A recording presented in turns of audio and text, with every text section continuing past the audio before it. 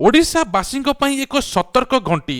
ଯଦି ଆପଣ ବା ଆପଣଙ୍କ ପରିବାର କିଏ ଗୁଟକା, ପାନ ମସଲା କିମ୍ବା ତମାଖୁ ସେବନ କରୁଛନ୍ତି, ତେବେ ସାବଧାନ ହୋଇଯାନ୍ତୁ।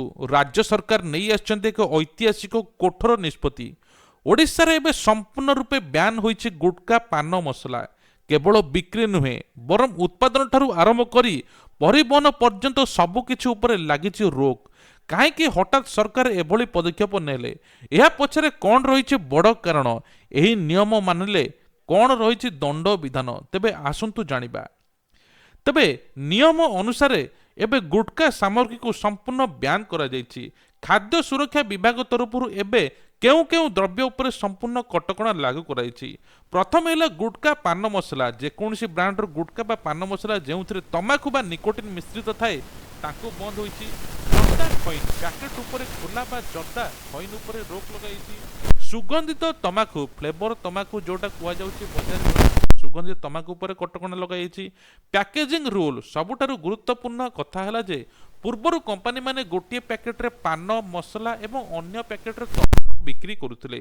ଗ୍ରାହକମାନେ ଏହାକୁ କିଣି ମିଶାଇ ଖାଉଥିଲେ। କିନ୍ତୁ ନୂଆ ନିୟମ ଅନୁଯାୟୀ ଏହି ଟୁଇନ୍ ପ୍ୟାକେଟ୍ ବ୍ୟବସ୍ଥାକୁ ବେଆଇନ ଘୋଷଣା କରାଯାଇଛି। ଅର୍ଥାତ୍ ଆଉ ଅଲଗା ଅଲଗା ପ୍ୟାକେଟ୍ କରି ବିକ୍ରି କରାଯାଇପାରିବ ନାହିଁ। ଏହି ନିୟମ ତୁରନ୍ତ ପ୍ରଭାବଶାଳୀ ହେବା ରାଜ୍ୟରେ ମଧ୍ୟ ବ୍ୟାପି ଯାଇଛି। କ'ଣ ପାଇଁ ଏହା କଟକଣା? ସବୁଠୁ ବଡ଼ ପ୍ରଶ୍ନ ହେଉଛି ସରକାର କାହିଁକି କଠୋର ନିଷ୍ପତ୍ତି ନେଲେ, ଯାହା ରାଜ୍ୟର ସ୍ୱାସ୍ଥ୍ୟ ଚିତ୍ରକୁ ଦେଖିଲେ ସ୍ପଷ୍ଟ ହୋଇଯିବ। ବିଶ୍ୱ ସ୍ୱାସ୍ଥ୍ୟ ସଂଗଠନ ବା WHO ବିଭିନ୍ନ କ୍ୟାନ୍ସର ଗବେଷଣା କେନ୍ଦ୍ରର ରିପୋର୍ଟ ଅନୁଯାୟୀ ଗୁଟଖା ଏବଂ ତମାଖୁ ଜାତୀୟ ଦ୍ରବ୍ୟ ହେଉଛି ମୁଖ ଗ୍ରହର କର୍କଟ ବା ଓରାଲ କ୍ୟାନ୍ସର, ଯାହା ଓଡ଼ିଶାରୁ ଅଧିକରୁ ଅଧିକ ବ୍ୟାପୁଛି।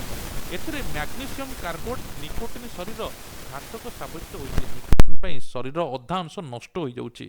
ଓଡ଼ିଶାର ଭୟାବହ ଚିତ୍ର ମଧ୍ୟ ସୃଷ୍ଟି ହୋଇଛି। ଆପଣ ଜାଣି ଆଶ୍ଚର୍ଯ୍ୟ ହେବେ ଯେ ଜାତୀୟ ପରିବାର ସ୍ୱାସ୍ଥ୍ୟ ସର୍ବେକ୍ଷଣ ରିପୋର୍ଟ ଅନୁଯାୟୀ ଓଡ଼ିଶାରେ କେବଳ ଧୂଆଁହୀନ ତମାଖୁ ସେବନକାରୀଙ୍କ ସଂଖ୍ୟା ଅଧିକ। ସବୁ ରାଜ୍ୟଠୁ ଓଡ଼ିଶାରେ 42% ତମାଖୁ ସେବନ କରିଥାନ୍ତି। ବିଶେଷ କରି ଗାଁ ଗହଳି ଆଉ ଯୁବପିଢ଼ିମାନେ ଏହାର ଅଧିକ ଶିକାର ହୋଇଥାନ୍ତି। ପ୍ରତିବର୍ଷ ହଜାର ହଜାର ଲୋକ ଗୁଟକା ଖାଇବା କାରଣରୁ କର୍କଟ ରୋଗରେ ଆକ୍ରାନ୍ତ ହୋଇକି ଅକାଳ ମୃତ୍ୟୁ ମଧ୍ୟ ହୋଇଥାଏ। ସ୍ୱାସ୍ଥ୍ୟକୁ ଦୃଷ୍ଟିରେ ରଖି ସରକାର ଏଭଳି ପଦକ୍ଷେପ ନେଇଛନ୍ତି। ଏହି ବ୍ୟାନ୍ କେବଳ ଘୋଷଣା ନୁହେଁ, ବରଂ ଏହା ପଛରେ ରହିଛି ଦୃଢ଼ ଆଇନଗତ ଭିତ୍ତିଭୂମି। ଖାଦ୍ୟ ସୁରକ୍ଷା ମାନକ ଅଧିନିୟମ 2011 ଫୁଡ୍ ସେଫ୍ଟି ଷ୍ଟାଣ୍ଡାର୍ଡ ଆକ୍ଟ 2011 ଅନୁଯାୟୀ ଖାଦ୍ୟରେ ତମାଖୁ ବା ନିକୋଟିନ୍ ମିଶାଇବା ସମ୍ପୂର୍ଣ୍ଣ ବେଆଇନ। ତେଣୁ ଗୁଟକା କମ୍ପାନୀମାନେ 2ଟି ପ୍ୟାକେଟ୍ କରୁଥିଲେ। ଗୁଟକା, ପାନ ମସଲା ଏହି ନିୟମର ଉଲ୍ଲଂଘନ କରୁଥିବାରୁ ଏହା ଉପରେ ନିଷିଦ୍ଧ କରାଯାଇଛି। ମାନ୍ୟବର ସୁପ୍ରିମକୋର୍ଟ ପୂର୍ବରୁ ରାଜ୍ୟ ସରକାରମାନଙ୍କୁ ନିର୍ଦ୍ଦେଶ ଦେଇଥିଲେ ଜନସାଧାରଣଙ୍କ ସ୍ୱାସ୍ଥ୍ୟ ସୁରକ୍ଷା ବିଷାକ୍ତ ସାମଗ୍ରୀ ଉପରେ ରୋକ ଲଗାଯାଉ, କିନ୍ତୁ ଏଥର ସମ୍ପୂର୍ଣ୍ଣ ବନ୍ଦ ହୋଇଛି। ଦୋକାନୀ ନୁହେଁ, ଯେଉଁଥିରେ ତିଆରି ହେଉଛି ମାନୁଫ୍ୟାକ୍ଚରିଂ, ଯେଉଁ ଗୋଦାମରେ ରଖୁଛନ୍ତି ଷ୍ଟୋରେଜ୍, ଯେଉଁ ଗାଡ଼ିରେ ପରିବହନ ହେଉଛି, ସବୁ ଉପରେ ଆଇନଗତ କାର୍ଯ୍ୟାନୁଷ୍ଠାନ ଗ୍ରହଣ କରାଯିବ। ଏହି ନିୟମ ଲାଗୁ ହେବା ପରେ ସାରା ରାଜ୍ୟରେ ଆଜିଠୁ ଚଢ଼ାଉ ଆରମ୍ଭ ହୋଇଛି। ଖାଦ୍ୟ ସୁରକ୍ଷା ଅଧିକାରୀ, ପୁଲିସ ପ୍ରଶାସନ କଡ଼ା ନିର୍ଦ୍ଦେଶ ଦିଆଯାଇଛି ଯେ ଯେଉଁଠିରେ ଏହା ନିଷିଦ୍ଧ ସାମଗ୍ରୀ ବା ଯେଉଁଠିରେ ଦୋକାନରେ ଏଠି ବ୍ୟବସାୟୀ ପାଖରେ ମିଳେ ତାଙ୍କ ନାଁରେ ମାମଲା ରୁଜୁ କରି ସିଧା ଜେଲ୍ ପଠାଯିବ। ଲାଇସେନ୍ସ ରଦ୍ଦ ହେବ, ଜୋରିମାନା ହେବ, ଜେଲ୍ ମଧ୍ୟ ଭୋଗିବେ। ଶେଷରେ ଏହା କହୁଛୁ ଯେ କେବଳ ସରକାରଙ୍କ ନିୟମ ଏଇଟା ନୁହେଁ, ସମସ୍ତଙ୍କର ଆମର ଦାୟିତ୍ୱ। ଓଡ଼ିଶାକୁ କ୍ୟାନ୍ସର ମୁକ୍ତ, ନିଶାମୁକ୍ତ କରିବା ଏବଂ ପଦକ୍ଷେପ ନିହାତି ଜରୁରୀ ଥିଲା। ଆମେ ଆମର ଦର୍ଶକଙ୍କୁ କହୁଛୁ ଯେ ନିଜେ ସୁସ୍ଥ ରୁହନ୍ତୁ, ଅନ୍ୟମାନଙ୍କୁ ମାରାତ୍ମକ ଦୂରେଇ ରୁହନ୍ତୁ।